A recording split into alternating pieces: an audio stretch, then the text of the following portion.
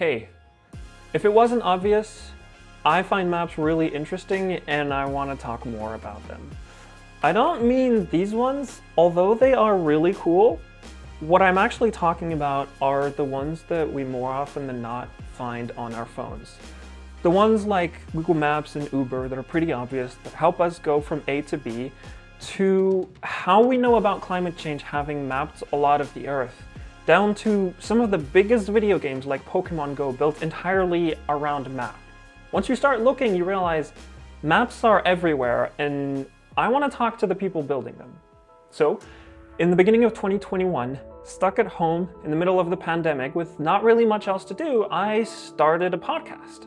Mostly because in a world that's ever more centered around headlines and out-of-context quotes, I think podcasts are some of the best medium and tools that we have today to have longer, thoughtful conversations, still asking tough questions, but in good faith and trying to understand where people are coming from.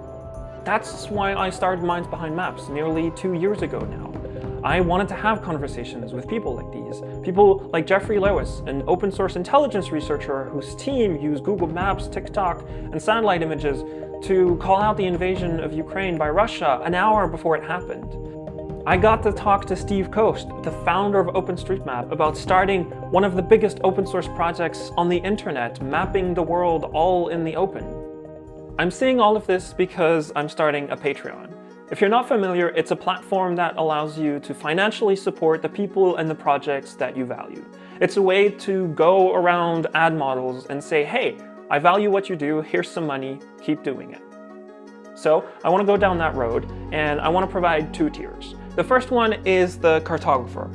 You will get my eternal gratitude for allowing me to keep having these conversations around maps. On top of that, I also want to showcase the name of all the people supporting me at the end of the videos. The second tier is the producer tier.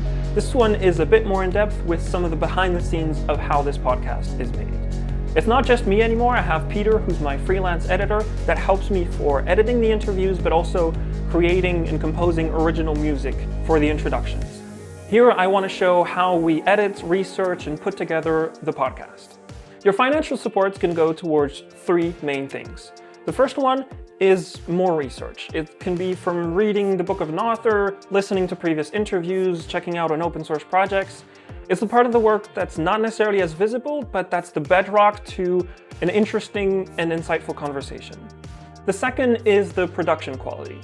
It may seem like it's just 2 people talking, but on top of having a good conversation, I want to be able to produce it well and give you something worthwhile listening and watching to. Finally, I want to have more conversations in person.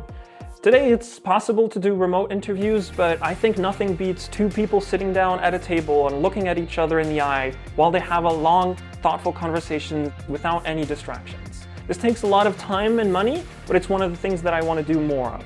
All of that while being as financially independent as possible. Quite often on the podcast, I ask guests how they make money. I think it's really important to understand the financial incentives people have to better appreciate how they make decisions.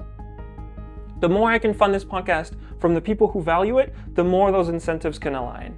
I still want to have sponsors on the podcast. I think there's genuine room to recommend things and products, but I want this podcast to be funded as much as I can by the people finding value in it, to be as picky as I can on the sponsors. I want to give this patronage model a try. In my opinion, it's what the internet can do at its best. When the people have the financial means to support some work, do so, allowing high quality contents to be put out there for everybody for free, no questions asked. If you're not in a place where you can financially support my work right now, that's fine. Please take care of yourself. Just the fact that you're listening to this is amazing. However, if you can, I'd like to ask you to seriously consider this. This would be a massive help towards continuing and improving this podcast.